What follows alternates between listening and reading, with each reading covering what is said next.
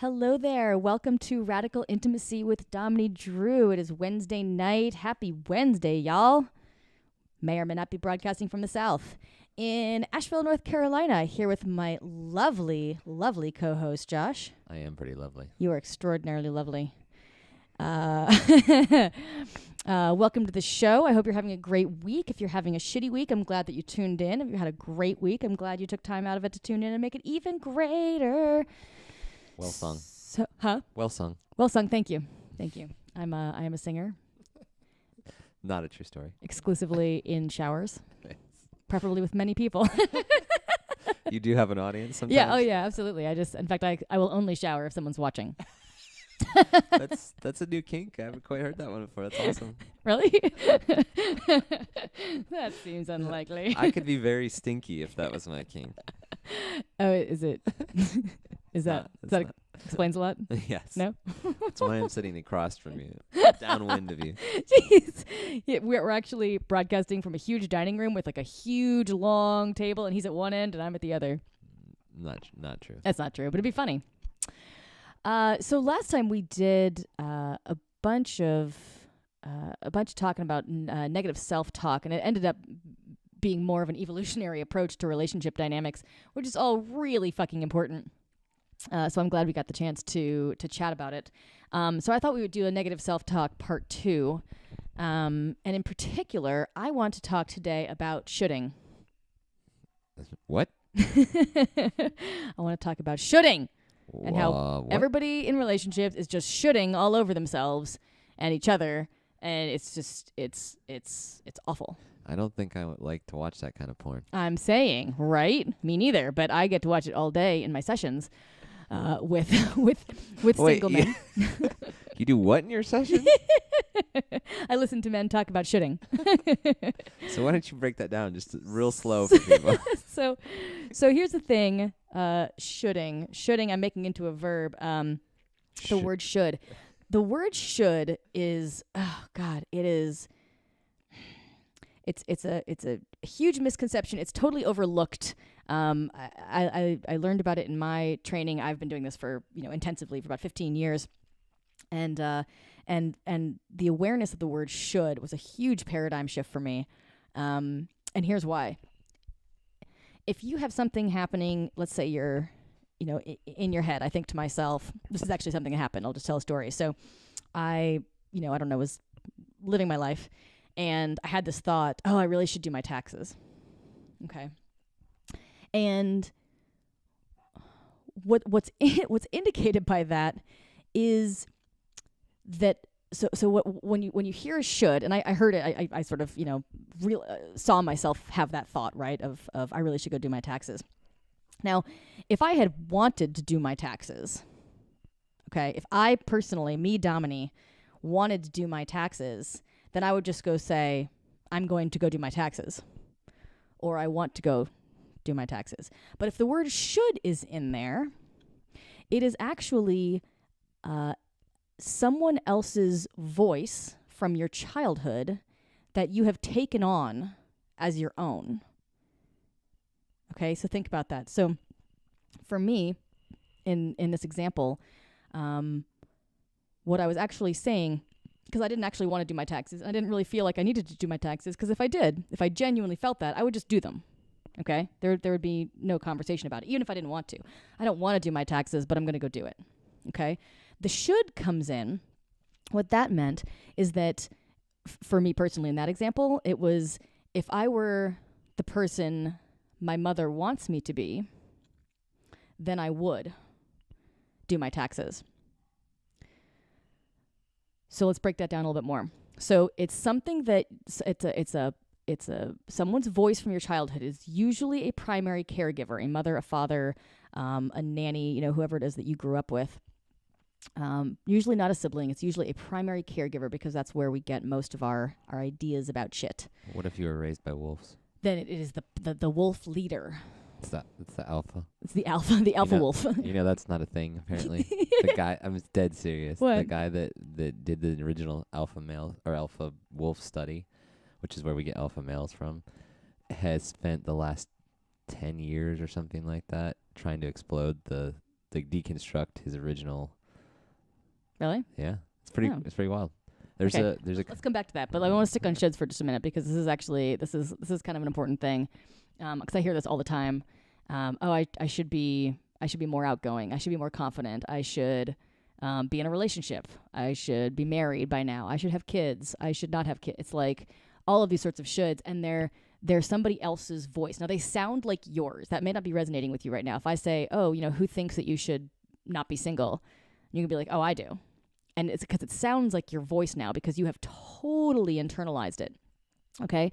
But it's not. The definition, the presence of the word should indicates that it is someone else's voice, because if it weren't, you just would. You know what? I want to be in a relationship. Okay. No conflict there, right? But if you feel like you should, or, oh, I'm getting too old and I should be married by now, or I should have kids by now, or da-da-da, and you'll have a lot of really good reasons. But the important part is that that's not coming from you. It's coming from someone else. So take my word for it for just a minute and scan through your mind. When you have a should, bring your awareness to that thought. Oh God, I really should.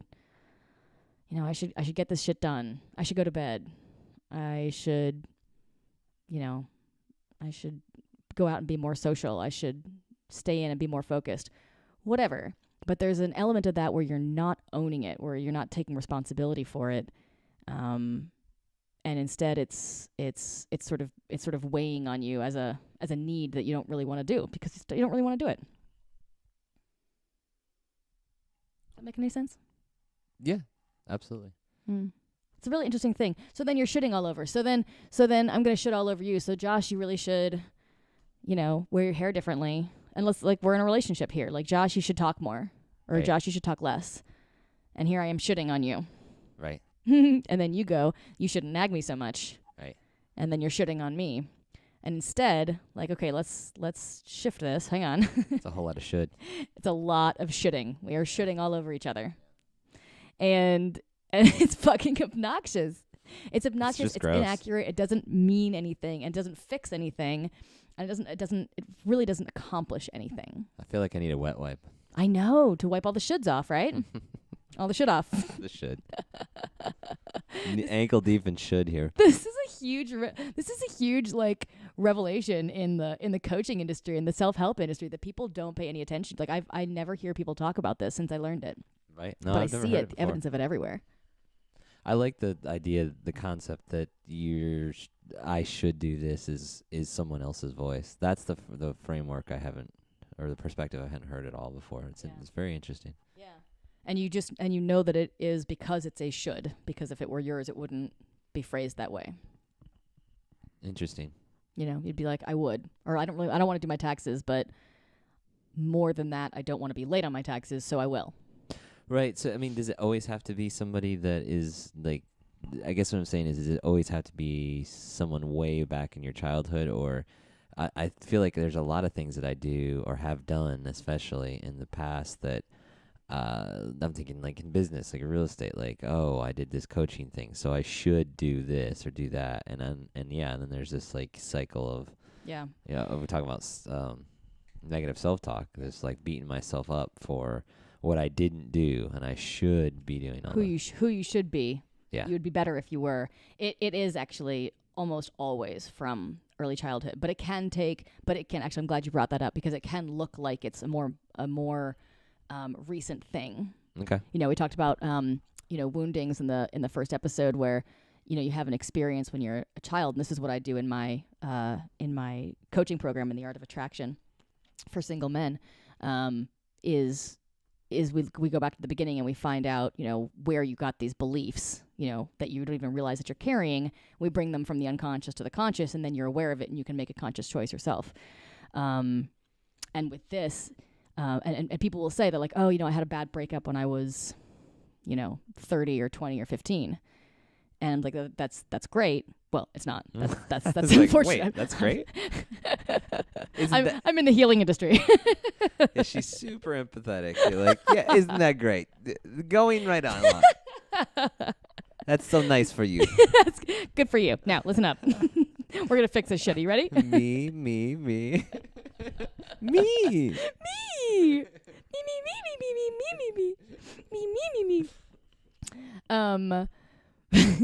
Sometimes I use Muppets to prove my points. I have no shitting around that. No shitting. No shitting. But yeah, so people will say, even you're 15, it's like, okay, I hear what you're saying, which is the more empathetic response, then great. But that's a pattern. Like by the time it's happening to you and you're 15, that pattern is set. Right. Occasionally this cannot be the case, but it will be through some traumatic experience. Not like a breakup. I mean, those could feel very traumatic, but I'm talking about, like a life-threatening situation, things like that. And then it's more like a PTSD reaction. That's drawn to that particular event rather than something that's been deep in your psyche since you were a child. So yeah, shoulds, although they sound like they're coming from you and they sound like they're recent, they are historical. Yeah. Way historical. They are back in your past. There is someone unless you're like a 5-year-old listening to this, then that might. If you're a 5-year-old listening to this, you should get better parents. Turn this the fuck off. Did you say I said should? What's wrong with you? Are you shitting? You're shitting on 5-year-olds. What is wrong with you? You just said turn this the fuck off, though. So I just want to point that out. Yeah, but I'm not shitting on children. You just use the F word. Yeah, I'm swearing at children, but I'm not shitting on them. Yeah, a little swearing kid, it toughens them up. It's good for them. I agree. At least that's the way I'm parenting. I know. I swear at your kids all the time. Not like at them, but just in their general direction. With them, probably. With them. I would never swear at a child, but I would swear with one. I've done both. Full disclosure. Because there's times when you're like, what the fuck? Hashtag terrible parenting. Oh yeah. No, they'll have their own journey. They're on your own journey. I'm going to be honest, and this is going to come up a lot, and I'm going to be very clear about my opinion on this. I am pro swearing. What the fuck, Dominey? I know, right? WT fucking F. What the fucking fuck? Yes. What the fucking fuck, man? Fuck. This is a healing station. I felt the love. This is a safe space for you to really open yourself up emotionally. Fucking be vulnerable, God damn it. Seriously though, chill the fuck out. Like for real. I'm very pro swearing. I actually had plans at one point, I may still do this, to write a book that was geared toward coaches and therapists. And I was going to call it How to Teach Your Client How to Swear. And for me, that really means getting fucking real. Getting real, getting authentic, letting yourself, be in the moment. Because a lot of people, God, we just go around the world, not just shitting on each other, but also, and ourselves, but also. I just shit all over myself. You're shitting all over yourself right now, like right in front of me. And around children. I don't even know. Ew, that's just wrong. Don't you be shitting around children. I know. Because you shitting on your children is what's going to make them shit on themselves the rest of their lives. Yeah. Well, that's theirs. Well, I try to do better. But. Yeah. But you're like causing all the problems. Oh yeah. No, that's not true. We're fucking around. If you have children, you will wound them. Okay, that is a thing. That is how humans work. So be the best parent you can. And just be okay that you're going to stab them. And be aware that you are going to fuck them up. And you know what? That's honestly, we're kidding around here, but like, that's exactly how it's supposed to be. Okay? Because your children, about to blow your minds right now, your children picked you on some level. Okay? They incarnated specifically as your child. Okay? You also chose yours, which can sometimes be more difficult for people to accept. Parents, you chose your parents. You chose your parents to learn certain lessons. Now, your parents may have been, what we in society say are horrible parents. They may have beaten you, they may have neglected you, they may have abused you. They were doing the best that they could, however awesome or terrible that may look. But that is actually true when you break it down. Got some advanced topics here, girl. I know, right? It's a little heavy. I'm like getting a little deep. I'm sorry. Is it too much? It's too much. Well, it's out of context. People are like, oh, I didn't do that. I didn't do that. And it's true. This can look kind of this takes the self-responsibility to another. Let me rephrase this way. it is in your best interest to see yourself as the creator of your life and not a victim of it. Amen. So if you have some crazy parents, and you spent your life being like, oh my God, I had these terrible parents. It's like, okay, so given that you are in the situation where you are, you had those parents, you grew up the way you did, it is in your best, it is the most useful thing that you can do, the best way to grow from that and integrate it and move on and let go, to be like, okay, what's the opportunity here? Okay, you had abusive parents. That gives you the opportunity to learn to forgive. It gives you the to move beyond, the woundings that you received when you were a child and to grow and make them better. It also gives you the opportunity to commiserate with other people who had abusive parents. To access that are essentially right that come out of that, and resilience. You would never have the resilience, which is just toughness. That's the psychological term for being tough. Right. Resilience. But toughness. But in a real resilience being, I can weather a storm. I can weather a storm. I can move through this. And, talking about self-talk, I mean, that's massive. Like, imagine for those of you who blame your parents for a lot of things, and that is very natural. We all do that. I still do that. My mom. Well, this is a new you literally I just got should on. The concept of shoulding to me is kind of new. Oh. This is the first conversation I think I at least recall having with about, but it seems like there's a similar shading to this in that it's the whole kind of still playing if you don't, it's helping you identify the things where you still are victim to or playing the victim to. So you hear, especially when you get into personal development work all the time, people will call you out or did this or into a chair and beat me all the time. I mean, that's obviously a valid concern, but as long as victim to it, the big advanced topic. Yeah. And this seems like a very very helpful to hold yourself up to something externally instead of being authentic and coming from a place of like, I want to do this and maybe it's not time, or instead of beating yourself up or having negative, because I think we're still on negative self-talk. So helping you see that so that you can start to reset we talked about this last episode, programming or underlying belief systems that run the self-talk. Right. Is that I didn't understand anything that you just said. Okay. I just tuned you the fuck out. I have no idea what any of that meant. You're just thinking about people shouldn't on each other. Yeah, and I think that's really that's important. This is and I'm sorry, Josh calls me on this shit all the time. He's like, you're getting too deep, chill out. Well, especially the whole reincarnate into calling your parents. And let me just say, and then I promise I'll shut up about it. Those are like very, very broad spiritual concepts. I mean, we talked about the secret in the first week. It's like, the overarching thing. Like, is that a true fact?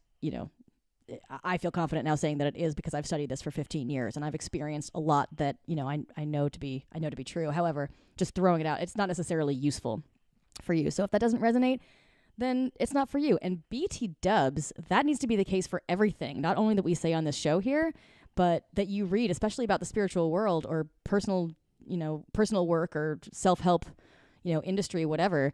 Don't just assume that someone has knowledge about you that you don't have about yourself just because, that's their field. Like if we say something that resonates as true for you, you're like, oh shit, like I do hear that word in my head a lot. I wonder what that, take it for what it's worth. If it resonates with you, great. And if not, then it doesn't. Right. And that's totally fine. Well, and some of those concepts, I think if you're feeling, resistance to that, you're like, nah, fuck that. I think that is an opportunity though for self-reflection at the very least. Like, why does that bother you? And that's a great phrase. That's what we really want to provide. Opportunities for self-reflection. I'm trying to help you see your life in a different way. You don't need to. Your life can be is like great. You don't have to change anything. There's no agenda here. You can just keep shitting on yourself and rubbing it on the wall. You can just shit on yourself as much as you want, but like don't be getting on Twitter and shitting on me. No, you just sit in your floor, shit on yourself, rub it on the wall, like whatever. And then listen to the radio show. Woo, Wednesday nights. So yeah. Shitting's good. Well, and I think early on, somebody basically told me, wherever you're doing, if you are looking to become more aware or more evolved, whatever term, more spiritual, whatever term you want, mindful, whatever it is, you don't have to, nobody's forcing you into this. This is all, and that, hence the term self-help or personal development. This is on you. So I actually kind of found it very liberating in that, at any point you can pick up your old neurotic behavior if you want. Like, you can go back to that. Like, it's fine. You don't have to do this. You don't, nothing. If it's something challenges you and you just can't, you won't. I promise you set it down. Yeah. Yeah. You won't be like, oh, this scares the fuck out of me. I'm just gonna sit with it. I'm gonna turn off all the lights and get real intimate with myself. And, that sounded good. So sorry, we'll try and bring a little bit more levity in. But it's really interesting shit. It's always an opportunity to grow and be better and be better according to you. And this is something I share with my clients early on in the Art of Attraction, which is this 8-week course that I created. It takes you from point A to point B, and it's specifically geared towards single men who want to attract someone, who attract the same relationship over and over or whatever, and are ready for something real. I have no agenda for you or anyone else. Like, someone who comes to me, I'm not trying to make you better. You're great. You're fucking awesome, no matter what you're doing. Like, that's, and I'm not trying to change anyone and make them better. Literally, all I'm doing is waking you up to what you're doing without realizing it. So if you have underlying beliefs that are keeping you from what you want, then I can show you those beliefs, and then they're conscious. And when they're conscious, they're within your control, and then you can choose. And if you want to keep doing them, great. Right, and that segues into kind of what you do, what radical intimacy is, in that, you work with people to help them get what they want, but you don't work with everybody. You said that last episode. You're very selective about that. Yeah, I'm selective about who I work with because I want to work with people who are super fucking motivated, who are done with their shit and ready to make a change in their life. That's when I'm the most effective. Yeah. So your Art of Attraction, or the Art of Attraction course. Oh yeah, and Radical Intimacy. That's just the name of my business, y'all. It's at domineydrew.com, and you're welcome to check out some more. Radical Intimacy is just a term that I came up with to sort of describe the effects of the work that I do. And then the Art of Attraction is the name of my course that you can read more about at domineydrew.com. And there's also a video. I think there's a link on the Work With Me page of my website. But domineydrew.com/hello will take you to a login page for a video. And there's a video that really talks about, how effective the work is. And if you're intrigued by it, you can sign up for a free session with me and we can chat about it. How do you spell that? Dominey? Dominey, DOMINEY. And Drew, DREW.com. I was just giving you shit. I have to explain my name a lot. Yeah. I don't mind. Yeah. It's something you get used to when your name's Dominey. It's like, all right. I'm not going to expect you to know what the fuck my name is. Which is why I'm helping you out. Baby, remember my name. You're welcome. Yes. You're all welcome. Yeah. So where were we? Shooting and self-talk. Oh, first time we've ever actually lost our train of thought. No, we lose our train of thought. Well, we just take left turns. We do take a lot of left turns. Yeah, or right turns. Should have taken that left turn at Albuquerque. Oh, yes. Right? Bugs Bunny. Yes! Fuck yeah. I did notice some of my kids, this is interesting, the shows have gotten so much tamer because I watched Looney Tunes with them, and they're like, Daddy, they are really mean to each other. They're like blowing each other up and shooting each other like constantly. And I didn't realize that kids shows don't do that anymore. Like, I'm like, oh, I didn't even know. That fucking coyote. Yeah. I mean, he died like 4 times an episode. Yeah. I had a rough Roadrunner life. is kind of a cunt too. Huh? He was just like so fucking smug about it. Like, that was special. Yeah, he's kind of a dick. Roadrunner's kind of a dick. It's true. That's true. We can't argue with that. So you were talking about shitting. It was the overall theme. Maybe we get back to is negative self-talk. Oh yeah. Yeah. There it is. Yeah. Yeah, and shitting is just one form of of self-talk. I think, in our last episode we talked about prostitution, and I think that we should just bring every topic back to prostitution. So like, how does negative self-talk contribute to prostitution in either a positive or negative way? Oh, positive or negative. Okay, so negative is pretty easy. Just like people don't feel self-worth issues. Yeah, or just I can't get blank, so I'm just gonna go pay for it, kind of thing. Oh, I was thinking from the other side. Isn't that funny? Yeah. So negative self-talk from the prostitute side, maybe self-worth.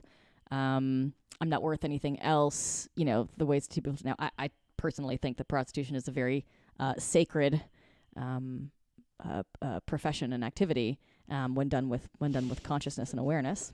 No, I agree. I was actually gonna say let's not perpetuate the fact that if you were to legalize it and normalize it on every level, then you have people that are willing participants that are exchanging. There's definitely a sacredness to it. There's not a the argument for in my perspective, I'm very pro prostitution because it's going to occur. Well, it's going to occur anyways. Yeah. So let's put some rails on it. This is the oldest fucking profession, dude. Exactly. Yeah. Exactly. So yeah. So if you do that, then you don't have a relationship where it's extremely one-sided, or at least perceived that way. Yeah. Where you're one person is getting something taken from them. Or right. And that guys, it doesn't matter what you do in life. It matters how you do it. Like if I were going to be a prostitute, you'd be a damn good prostitute. I'd be a fucking amazing prostitute. Now I value myself a lot. I've also had 15 years of intensive therapy. So like, let's not think this is all shit I was born with. But like, I've taken a lot of time to fall in love with myself and to value myself. You were born with all this though, Dominey. Aw, yeah. Jai. It's true. It is true. It is. It's true, but I was massively insecure. Like it took you 15 years to realize it. It took me a lot of uncovering my realness and getting rid of a lot of bullshit. Yeah.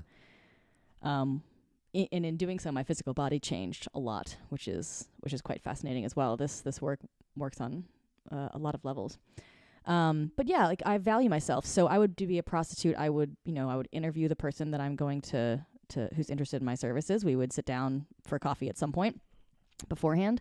I would decide who I'm going to work with. It would be probably expensive, and it would be an incredibly sacred experience. It would be a whole evening. It would be I would have a space that felt very safe. It would be like, epic sex and incredible eroticism and maybe massage or oils or whatever, but it would be a whole fucking experience. It would be amazing because that's the way I guess I think, Well, and I've heard kind of crassly, this is so sorry, it's taking a left turn, but I've heard it, sex in general, especially relationships, is that you pay for it somehow, essentially. Like you pay for it with your time, or you're really investing something into it. So if you want to break it down to kind of you're exchanging something for sex, no matter what.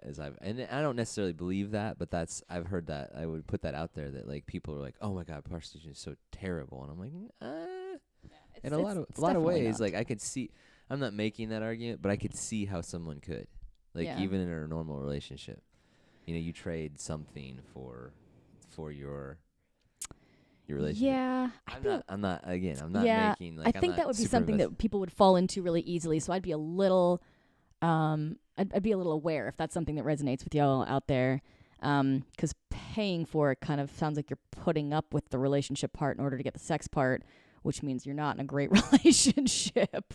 And hopefully the sex is amazing. Well, but that's a lot of people. It's common, but it's distorted. I just want to make it clear that that's not accurate, healthy. Yeah. Which is good. I mean, that's exactly why you do what you do, so that hopefully you can help people understand that that's not normal. That's not. Or that that is normal. It's common, but it's not. It's not healthy. It's not healthy. Or it's not the best, it's not the most efficient. It's not the best way. How about it doesn't have to be that way? Yeah, exactly. It doesn't have How about it could be something that you're really excited about being around. And yeah, that's a lot more rare than surprisingly rare. Yeah, unfortunately. I don't know. That may not be fair. Right. Surprisingly rare. It appears to be, at least some maybe with it's an easy trap to fall into. Right. Yeah. Yeah, and I think that's the case on both cases. I think, if you have a woman who's in an abusive relationship and she is the abusee, then, maybe on some level she thinks that's the best she can do. Or, God help him, that she can fix him and make him better. Oh, she can't if she just tries a little bit harder. Ladies. Don't smack her. She probably like that. Stop. God.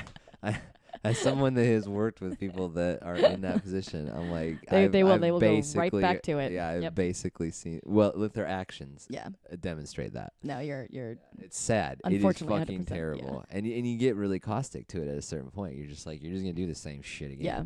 Like, it's like, obviously that's not a healthy viewpoint. Well, I mean, it is what it is. I honestly, I often feel the same way. It's like, well, you're walking back into this. It's like right. You're fully aware because I just told you, and now you're walking back into it. Like, yeah, we all act kind of compulsively out of those needs. Like, it's very seems very similar to like an addict in a lot of ways. It is exactly what it is, and I'm so thrilled to use that word because I use that word all the time. And we get addicted, and everybody thinks, oh, that means crack or heroin and nothing else. Fuck that. You could be addicted to your evening wine. You could be addicted fucking coffee. Let's talk about coffee. Oh, please don't talk about coffee. I like my coffee addiction. I know. So many people love their coffee addictions, and I love a good cup of coffee. Okay, I made the mistake of living in Italy for a while, so now I'm totally spoiled for amazing coffee and can't drink America's shit anymore. So I love a good cup of coffee. I do. And like, isn't it interesting how somebody will wake up in the morning and will be like, oh, I really just can't, you're talking to them and they're like, I can't talk to you right now. I have to have my morning coffee. Like, it's really, really important. And I'm looking at that person, and it's like, 10 in the morning or something. And I'm looking at that person, and I'm like, you realize you're an addict, right? Like, do you realize that's addicting behavior? You just said that you cannot function until you have your drug in the morning. Right. And everyone laughs like, oh, tee-hee-hee-hee, she can't do anything until she's got her coffee. It's alcoholism is like one of the most, I mean, it's starting to become part of the dialogue, but alcohol was like so culturally pervasive. I mean, you look at Mad Men, like everybody was fucking drunk like half the time.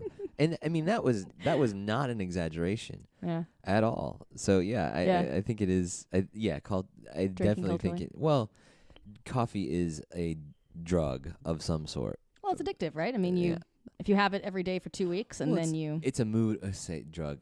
What I mean by that is it's a mind altering substance of some sort. It's very minimal, I would say, but vasoconstrictor. And actually there is, 1 cup of coffee. That's how I bring all the boys to the yard with my vasoconstrictors. You want it. You know the constriction part, there's something there. You're like, nah. Mm-hmm. I'm gonna constrict your vasos. Ooh. No? All right. Too much? No. You don't like your vasos touched this way? No. You guys, I'm touching his vasos, and he doesn't seem very excited. I guess there's some level of constriction that's probably not, but that's you gotta push that envelope. Oh yeah, literally push that envelope. Push your envelope. Yeah. It's kind of an envelope. All right, I'm going too far. But you can only it starts to fall apart at a certain point. I got your envelope right here. Welcome to Radical Intimacy, classing it up every Wednesday night. Oh God, yeah, that's what we're known for, class. Mm-hmm. It is. We are known. That's gonna be on my tombstone, classy. Or here lies a classy motherfucker. Like, I would totally I'd be okay with that. I will make sure that it is on your tombstone. If you would like, I would be willing to do that for you. My pizza or my actual like grave marker? Both. Okay, so I have no idea where you totally derailed I think you were saying something that actually had substance, and I derailed you. Oh no, it's fine. we need levity. But yeah, so coffee and these sort of drugs that we oh, that's what it was. That are just normalized, and it's fine. Obviously, I'm a big fan of coffee. It is interesting, isn't it, that some things we sort of accept and some things we don't. And alcohol's a little bit trickier, I feel, because there are cultures, like in Ireland, it's a pub culture, right? Which means that every night after work, like most people go to their local pub, but they don't get wasted. They have like a pint or two. Generally not. You know, they just drink often, and it's like, I mean, whatever. Alcoholism is not my area of expertise, so I'm not going to comment too much on that. Somebody's going to tweet to me and be like, "You motherfucker!" I'm like, "Whoopsies." No, I mean it's very hard when you do bring a cultural element into it. It's specific. We're talking about coffee, how accepted it is. When it's more accepted, it's very hard to judge where the line is. Yes. Yeah. Yes, that's what we're talking about. It doesn't matter what you do; it matters how you do it. Yeah. Good. God. I know, I was like, right? fuck, I have no idea. But we are terrible at this. How much weed did you smoke before then? So, I mean, how much did you read about? I don't know. How much did you see me smoking before? It depends. How much have you got? You got some? What? Like, what? Why you got some? I'm like scratching my arm. Why you got some? You got some? So then this is actually a really important point. It doesn't matter what you do. It matters how you do it. So if I were to be a prostitute, then like, that's how I would do prostitution. That's, you know, I was about to say that's how I run my business. Let me Mama clarify. got to make some money. Dollar bills, y'all. Oh, stripping. Okay, so I've got a stripping story. Yes, I do. Shoot. May I share? Okay. May you share. It's your fucking show. Oh, that's right. Yeah, get out. Get out. Why are you even here? All right, I'm putting the microphone down. Seriously, fuck off. Okay. So stripping stories. So I was a stripper for a while. And really? Yes. Did you not know this? I don't feel like I did. Oh my. Whoops. Well, since it's just me and you the cat here. was out of the bag before and now it is again. No, there's no cat. There were no cats. You pussy. At my club anyway. Oh, no cats at your club. No okay. no actual cats. Cool cats, obviously. Oh yeah, Being lame. terrible. No, abort. We're done. It's going nowhere. It's terrible. I just snorted, I think, on that one. That's good. I'll take that as a sign of quality. So, quite the opposite. Sorry to shit on you, but God, why are you always shitting on me? Jesus. And this is actually a good one for shoulds too. So I said that I was going to be. I'm a dance instructor. Okay, I teach Argentine tango, and ballroom dance, but particularly tango and salsa and those good fun ones. And I got quite good, and I was teaching in where I was living, and the studio where I worked had an exotic fitness program, which I had never heard of in my entire life. And they had pole classes, and because I was an instructor at the studio, I would get into the classes for free if there was room. right. So I was like, fuck yeah, I'm going to learn me some pole. What? Come on. Pole. So I did. And at some point I was like, okay, I'm learning all these skills. Like, should just try this. Why wouldn't I just go and make some money at this shit, right? So I promise I'm bringing it back to it's not what you do, it's how you do it. But did you have candles in your set? Did I have candles? Well, you said you were going to do like sacred sacred shit. Well, I mean, I was at a club, so I didn't really have a whole lot of like say in the ambiance. Well, I was trying to like do a spoiler there. Also, ambiance may be a strong word because it was a strip club. But I mopped the floor before like the previous dancer gets off. There's me like cleaning off the pole like with some Windex on his face. Squeaky, squeaky, squeaky. Anyway, is there a pole squeegee? Like, is that a thing? That's probably should be. No, I swear to God, I can't believe I know this. Okay, you put a little Windex on like a paper towel and you go up and down the pole. Yeah. Like this. How is that? Like this. I wish there was video for this. There's no video. Yeah. There's no video. I'm not doing anything obscene. Can't prove it. And wait, is this thing recording? You stroke the shaft of the you pole. Stroke the shaft. Anyway. So, but that's before you climb it. Anyway, so I sort of was like, okay, I'm gonna go do this thing, and I mentioned that I was doing it to a few people, and they were like, oh my God, you're gonna get addicted to crack. You were gonna do wait, say that again. The whole line was like funny. I was gonna get addicted to crack. That's what people said because apparently there's drugs in the stripping scene. No, but you were gonna do pole dancing. You didn't give context. Oh yeah, so I was gonna get a job at a strip club with several other people. Well, they're like people who were already at the club. It was just me. Okay. No, I sorry. I spoke about it to a couple of other people. I told them what I was going to do, and they were like, "Oh my God, you're going to get addicted to drugs." Probably not, if you've met me. But anyway, I did sort of, enough people said that, that I started thinking, okay, I'm going to make a deal with myself. If I can be empowered and do this in a way that, is like I feel like a goddess and I'm practicing my pole tricks and I'm getting fit and I'm, getting attention that feels great. And dollar bills. And a couple of dollar bills don't hurt. Then great, I'll do it. And the moment that that shifts, I'll quit. So I went and got a job at a place, and when you first join, you're like the bottom of the totem pole, and figuratively stop speaking. it. That actually was pretty good. I didn't even know. I didn't even see that one coming. Heyo. So I got the day shift, and the day shift tends to be a lot emptier, right? Because not a lot of people want to hang out in strip clubs in the middle of the afternoon. I know. What? A happy hour. I was very happy. Don't eat the shrimp. I was happy when I was there. There was no shrimp. Actually, I don't know that I've ever been to a titty bar with the shrimp like that. If there's shrimp there, it just seems I like think that would be super sketch. unless you were on a yacht. In fucking Florida, there is some goddamn strip club Oh, with shrimp. Of course there is. Yeah. I'm sure there's multiple, but you probably shouldn't eat it. Oh no, still don't eat the shrimp. Don't eat the shrimp.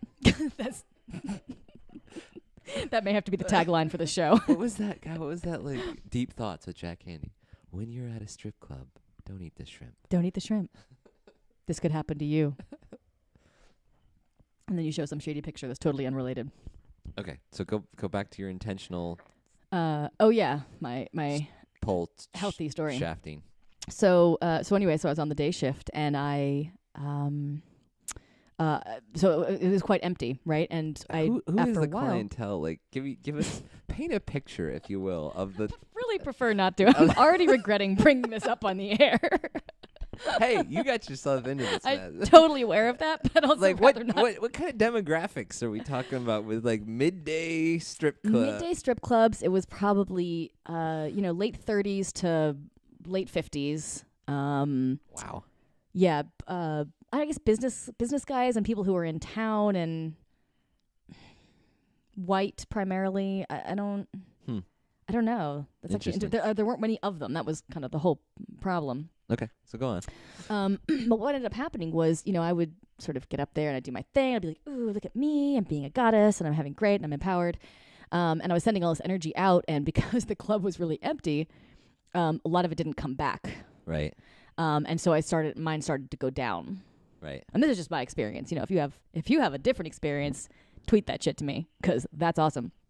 But my experience was there just wasn't enough energy coming back. It was like if you've ever acted before, it's like acting in a passionate scene across from someone who's not acting with you, who's like not giving your energy back, and you just kind of like run out. Right. Whole dead fish thing. I don't like. That whole dead fish thing, right? On in sex, which is, in case you're unclear, how I have sex. That's how Mama does it. Just lay there. Let you do all the work. Like pick your teeth. Just. Or no, suck your teeth. That's like that would be the ultimate. You about finished there? But seriously, I got shit to do. Are you done? Have you? I gotta go take a big craps. That's probably unlikely for me to say. Hopefully, hopefully all of the scenario is unlikely for you. Oh yeah, no, the rest of it's just that's accurate. That's accurate. That's how it went. Teeth sucking and everything. I like the toothpick idea where it's sort of like, hey, good feelings gone. How's it going, guys? Energy wasn't coming back. So the energy wasn't coming back, and I started to feel disempowered. I started to feel like I was needing it. Like I was like, oh, like please give me $1, and right. It was just getting what was for me what felt like pathetic. Like not the standards were down, and so I quit. Okay. That was it. I made a deal with myself, and it got to that point in, let's be honest, not very long, and I quit. So it's fine, it's like I'm half kidding. I mean, I do feel like I'm sort of outing myself a little bit here, but also it's not something that I'm shy about because I did it in a way that was in line with my integrity. Right. Well, and to bring it back to whatever you do it with intention, kind of thing, and you were aware of what you were feeling. And what the self-talk you were having, and that helped you from becoming addicted to crack. Yeah. And then after that, I got addicted to crack. I was feeling so down. I just, a little bump. Yeah. Oh, yeah. I don't Didn't think you matter do what bumps those of crack. motherfuckers. You do bumps of crack? No, that's coke. Hit? Oh, coke. Oh, Yeah, sure. do a little bump. Yeah. I mean, I've read. I've never done coke, so I don't know. I'm such a goody two shoes. I know, right? Yeah. I'm better now, but I was a super late bloomer, so. Yeah. I mean, I also haven't done coke or crack. I don't know how you do crack. I think it's a smoking thing. Yeah. But it's mostly from TV. Yes. Which, as we know, is always accurate. Yeah, of course. Yeah. Because, kids that smoke pot are chasing the dragon, so. Chasing the dragon? It's heroin. Oh. But, I mean, I swear to God, the fucking Lifetime or, after-school specials are he's just chasing the dragon. I'm like, he's smoking a fucking joint. Does he have a needle? Oh, you said that to your after-school specials? No. I didn't say fuck till I was 25. No, I don't think I've come a long way, folks. I've come a long way. No. I just, in hindsight, I was very, it was just, I thought it was all the devil, so. Do you remember, the devil, do you remember the, this is your brain on drugs? Oh, God, yeah. That was awesome. The eggs? I said that to somebody. It just date me. I feel like an old man now. I said that, reference, and I said something like that, and then this happened to me multiple times, dating myself. And I did the more you know star. Yes. The more you know. Exactly. And I did that movement with my hand. Since we don't have video, I'm taking my hand and moving. Stop breaking my shit. From one side of the panning across. Yeah, and this little arc that the star would shoot across, and that was the animated logo. Which, if you're of a certain age, apparently you know. An amazing age. Let's not make it sound like we're. Exactly. And the server was like, I don't know what you're talking about. And I'm like, oh, I apparently was kind of mature looking because they were 21. Oh, my. Yeah. And then I was like. You should have pulled out some Reading Rainbow just then and there. Bam. Exactly. LeVar Burton. Boom. Yeah, nothing. Still. Nothing. Crickets. No. Yeah, I'm sure. Muppets. Muppets, same thing the other day. I was like, you motherfucker, you don't remember the Muppets? They didn't know who Muppets were? No. They were 19? First of all, they're around still. Isn't there a movie 2 years, 3 years? No, probably 6 years ago. I think there's still movies coming out. I mean, Muppets in Space was a thing. All right, we're getting cranky, and you're like, well, these kids now. Kids, get off my lawn. Anyways. I do, though. I feel like I started getting nostalgic when I was about 27. I was like, back in the good old days. I've kind of always been an old woman. Kind of like an old man, I turned really. to the bartender. I'm like, the more you know star. And they're like, dude, I'm 22. All right. So first of all, you need to look at who you're hanging out with. I was just at it was the Champagne Bar in Asheville. Oh, yeah. Yeah. It was a nice upscale, apparently run by infants. That's how you know it's upscale. Yeah, exactly. No, it's super true. It's super true. I love the more you know star. I use that a lot. So anyways, yeah, we don't know much about the hard drugs. The hard drugs. We do not know. No. Oh, that's right, drugs. And then the Brain on Drugs commercial. There's actually a commercial, and I'm sorry, this is tangent, and we'll bring it back to it doesn't matter what you do, but it's but how you do it. Who cares? And other actually useful things for you to learn in your life. Shortly after Fuck this the audience. brief, We're having a conversation here. after this brief tangent tangent to the 1980s. I'm gonna touch my tangentials. That's what it was. Oh yeah. I was touching my tangentials. There. Yeah, that makes me uncomfortable. What? Just because I'm making eye contact when I do? Where's your hand? Where's your hand? Hand check. Hand check. I can't. I'm touching my tangentials. Oh God. So, so the drug commercial from way back when, I don't even know what it was for or who put it out, but it was so visually striking, and I must have been 5 or 6 at the time, right? I didn't remember a lot from that age, but I remember this visual, which was, this guy's sort of voice talking about, I guess, drugs. I don't even remember him talking about drugs. I just remember him talking, and this woman gets up on this, you see this woman in a bathing suit come out on a diving board, and it shows her, and just the picture is panned up, so you see her, but you don't see anything else. And she does this beautiful jump, and she dives or flips or something, and then it just shows a picture of an empty pool. Pool has no water in it. Right. They make a cut, right? They make a cut. Yeah. She dives out of screenshot, and then it cuts straight to this empty pool, and then the diving board. I'm getting seriously, I shit you not, I'm getting goosebumps right now. I don't know what it was, but that that visual was like really intense for me. Well, that brings up a whole different discussion of like how certain drugs though can be expanding. So not all drugs are bad, Right. and the fact that your intent still really matters. I think that's how we can bring it back. And exactly. And then, So, here we are but here to we are right back with it. vilify everything Right. is really dangerous. So we make these sort of assumptions about what's good and what's bad, and right. those are really good and bad are really Subjective? totally subjective, and what's the word I'm thinking of? Really Based arbitrary. They're arbitrary. Oh, that's a good word. Concepts in society, but we all sort of get behind them. Well, or yes, and depend. So subjective is might be. I don't know if this is it based on the context of the situation too. So, if you are doing ayahuasca in a very intentional With a shaman in Brazil. Well, yeah, basically. Your intention is probably going to be very, very different than what, you just trying to get off or trying to get out of your mind with anything else, Right. So television. Okay, so I watch television. That's great. If you're enjoying yourself or you're connecting with people or you're connecting to yourself. Connecting to yourself, I like that. Then great. If you're using TV as an avoidance. Video games, another great example.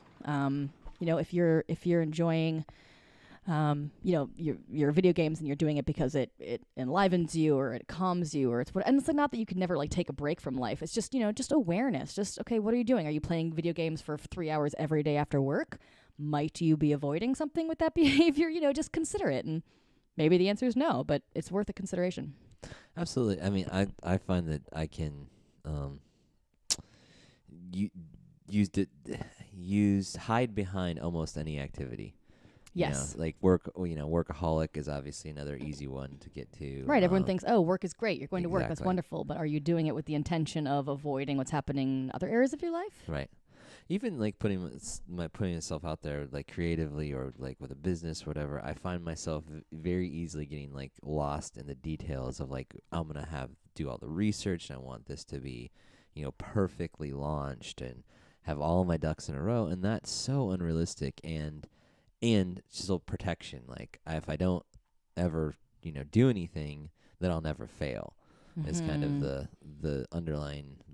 Something like that, like fear of failure. Yes. Anyone out there listening want to be more successful than they currently are? Even one person? Never. That is obviously a massive feeling, and you just really nailed the cause of that, which is a lot of people are actually more afraid. They're not actually so much afraid of failure as they're afraid of success. But both will lead to the same result. You can, be starting a business. Let's say you work a 9 to 5 and you have for ages, and at some point you want to, you want to make more money, or you want to stop being told what to do. I mean, I run my business now, Radical Intimacy, with single men and dating, because that's something that interests me. But I used to run the exact same business, with a slightly different structure, with people who wanted to be more successful. They wanted to know what they wanted. They wanted to find their passion in life, and that's exactly what I would do. And so, people who work 9 to 5s and they want to make a difference. They want to, be themselves, make more money, all that type of shit. And that's a really powerful desire.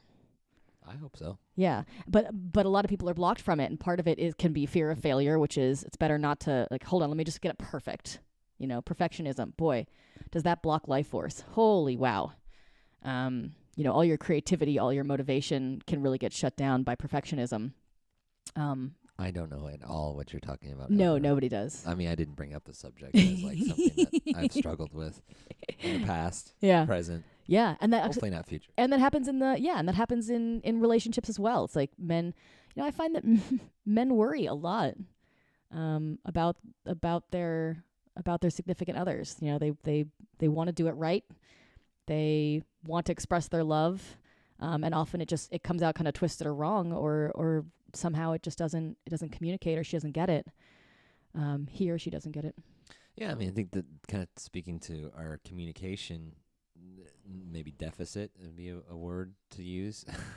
When we worry and we aren't as, I say we, at least for myself, I won't speak for all male kind, but being less connected with your emotions kind of is where I feel like I've come from. And, we're worried about it. We're not quite as adept at communicating what we're feeling. So, yeah, when you say something, you're like, oh, you didn't want this thing that you don't want to happen, but you do it so inarticulately or you fumble through it. They're like, what the fuck? And everybody's going to do that, and that's okay. Right. And it can be frustrating and difficult. Right. So there's fear of failure, fear of messing up, that can lean towards perfectionism. And there's also fear of success. Fuck. That is a huge one. Mostly because you're more used to failure. That is when I tend to find that fear of success happens most often. You're not even so much afraid of failing because you're expecting to fail. So that's the pattern. That's where you're comfortable. It doesn't make you happy, but you're comfortable and you're safe there because you know it. You're familiar with it. So, comfort... I think people don't even quite realize the power that comfort has and familiarity. In order to stay safe, we'll keep ourselves failing because we know that's okay. I don't really know what success is. And that may seem silly to your conscious logical mind, but the way belief structures work, it's like, yeah, you keep yourself safe. Remember, it's all about safety and survival on a big part of our brain. So that's something to be aware of as well. And I come across that a lot. Yeah, absolutely. I come across it. Heyo. Heyo. So, very beautiful thing. A lot of really good points and shit around that stuff. Shoulds. And what shoulds. Stop shitting all over each other. That's the lesson from today. Huh? That's not a good thing. It's not a good thing. Don't shit on each other. Don't shit on yourself. So yeah, I don't know. Bring your awareness to these thoughts when you see them. It's really that is the secret to the entire thing. just be aware of, what you're thinking and what patterns are in your life, and it's amazing how fast shit starts to change. Yeah, I mean it's very it sounds almost trite, but essentially, yeah, it's lots of most self-help, most mindfulness is just creating awareness, maybe tricking yourself into becoming more aware. Well, changing your programming, as you say. It's like this shit is programmed, and that's okay. That is what it needs to be. And you shouldn't do that. You shouldn't do that. That's true. Ha ha ha. I see what you did there. Yeah. Oh yeah. Yeah, you're very clever. Oh, sometimes smart and pretty. Tee. Everyone knows you can't be smart and pretty. Fucking pick one, people. Okay? You can have the brains. I push both. Or you can be hot. But you cannot be both. Click, click. Click, click. Damn it, it's supposed to be simultaneously. Maybe I'm not as smart as I thought I was. But you're very pretty. Very pretty. Yeah. So that is wrapping us up for today. Any last thoughts on what we've covered? If you're going to be a stripper, do it consciously. Male strippers, this is totally including you, by the way. You're pointing at a chair. Yeah, I am. Emphatically. Fucking get your act together, stripper chair. Fucking stripper chair. I'm like pointing as if I'm pointing to some person and there's no person in the chair. But that's irrelevant. I'm emphatically emphasizing my emphaticism anyway. Shut up. Smooth. Yeah, I am. I am, it's true. So yeah, it doesn't matter what you do. It matters how you do it. So check and see if something's in your integrity, and if it isn't and you're doing it anyway, let yourself be curious about that. Yeah, you'll feel it. You'll feel it. You'll get the hang of it. You'll figure out your shit.